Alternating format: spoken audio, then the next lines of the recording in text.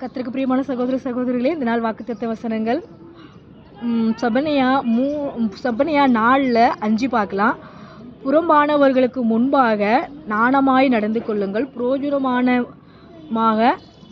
கொள்ளுங்கள். இங்கே சொல்லப்பட்டிருக்குது, புறம்பானவங்களுக்கு மத்தியில் நாணமாய் நடந்து கொள்ளுங்கள், ஒரு பிரயோஜனமாக கொள்ளுங்கள், பிரயோஜனமாக கொள்ளுங்கள். இங்கே சொல்லப்படும் சிவனையா 4:5 இந்த வசனம் சொல்லப்படுறது புறம்பானவர்களுக்கு முன்பாக நாணமாய் நம்ம நடந்து கொள்ளணுமா அப்படின்னு சொல்ல. இந்த உலகம் புறம்பான உலகம். இந்த உலகம் ஒரு நாள் அழிய போகுது. இங்கே இருக்கிற மனுஷங்கள் ஒரு நாள் எல்லாரும் பரலோகத்துக்கு எடுத்துக்கொள்ள போகிறாங்க. உண்மையாக வாழ்கிறவங்க பரலோகத்துக்கு எடுத்துக்கொள்ளுவாங்க, ஆண்டவருக்காக பிரியமாக வாழ்கிறவங்க. அதனால இங்கே சொல்லப்பட்டிருக்குது, புறம்பானவர்களுக்கு முன்பாக நாணமாய் நடந்து கொள்ளுங்க, பிரயோஜனமானதை கொள்ளுங்கள், பிரயோஜனமானதை கொள்ளுங்கள். அப்போ நம்ம பிரயோஜனமானதை நம்ம எடுத்துக்கொள்ளணும். இந்த உலகம் எல்லாம் நல்லது இருக்குது, கெட்டது இருக்குது, தீமை இருக்குது. எது நல்லதுன்னு சொல்லி நம்மளுக்குள்ள ஒரு உணர்வு வரும். கடவுள் நம்மளோடு இருக்கும்போது நம்மளுக்கு ஒரு நாணத்தை கொடுப்பாரு.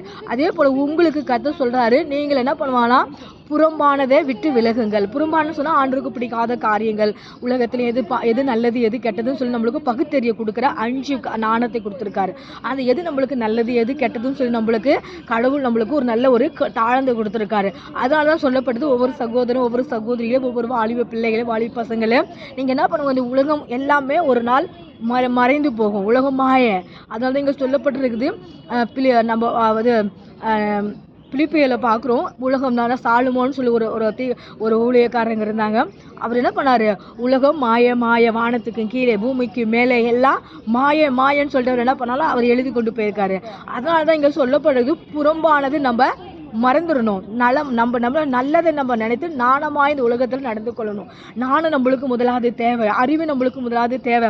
அதுக்கெல்லாம் தேவைன்னா கடவுள் இடத்துல வரணும். அப்போ நீங்கள் கடவுள் இடத்துல கேட்கும்போது உங்களுக்கு தேவையான எல்லா நாணத்தையும் தருவார். இந்த உலகத்தில் எது கெட்டது எது நல்லதுன்னு சொல்லி நம்மளுக்கு பகுத்தறிய கடவுள் கொடுத்துருக்க அந்த நாணத்தை நம்ம உபயோகப்படுத்திக் கொள்ள முடியும். இந்த நாள் நீங்கள் புதுசாக அரசு கேட்பீர்கள்னா, ஆண்டவரே எங்களுக்கு நாணம் இல்லாமல் இருக்கும், அறிவு இல்லாமல் இருக்கும், இந்த உலகத்தில் இருக்கிற எல்லாம் உலகம் எல்லாம் நம்ம என்ன பண்ண ஒரு நாள் அழிந்து போகணும்னு சொல்கிறீங்க, அதனால நாங்கள் என்ன பண்ணணும், நாணமாக நாங்கள் நடந்து கொள்ளணும், நாங்கள் கர்த்தர் இடத்துல வர்றோம் அப்படின்னு சொல்லிட்டு ஆண்டு இடத்துல நீங்கள் வரும்போது ஆண்டு உங்களுக்கு அதிகமாக ஒரு நாணத்தை தருவார். ஒரு நாணம் இல்லைன்னா நாணத்தை தருவார், அறிவு இல்லைன்னா அறிவை தருவார், தேவைகளே சந்திப்பான், நம்ம குடும்பத்துக்கு தேவைகளே சந்திப்பான், எது கெட்டது எது நல்லதுன்னு சொல்லி அந்த உணர்வுகளை நம்மளுக்கு தருவார், நம்மளோடு பேசுவார். நம்ம ஆண்டவரோட பேசும்போது நம்மளோட தேவைகளை அவர் சந்திப்பார்.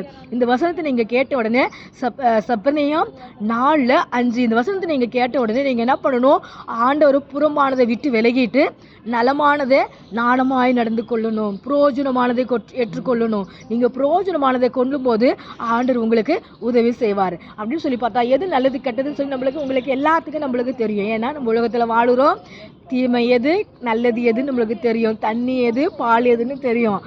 அதே போல் நம்ம உலகத்தில் இருக்கிற எல்லாவற்றையும் விலகிட்டு கர்த்தருக்காக நம்ம வாழும்போது கர்த்தர் நம்மளுக்கு அற்புதங்களை செய்வாராம். இந்த நாள் நீங்கள் கேட்ட ஒவ்வொரு சகோதரனே, வானத்துக்கும் கீழேயும் பூமிக்கும் மேலே இருக்கிறது எல்லாம் மாயே, ஆனாலும் கர்த்தர் இயேசு கிறிஸ்துவானவர் மட்டும்தான் மெய்யானவர். அவரை பற்றி கொள்ளுங்க, அவர் விசுவாசமாக வாழுங்க, அவர் உங்களுக்கு வழிகாட்டுவார். God bless you. Praise the Lord.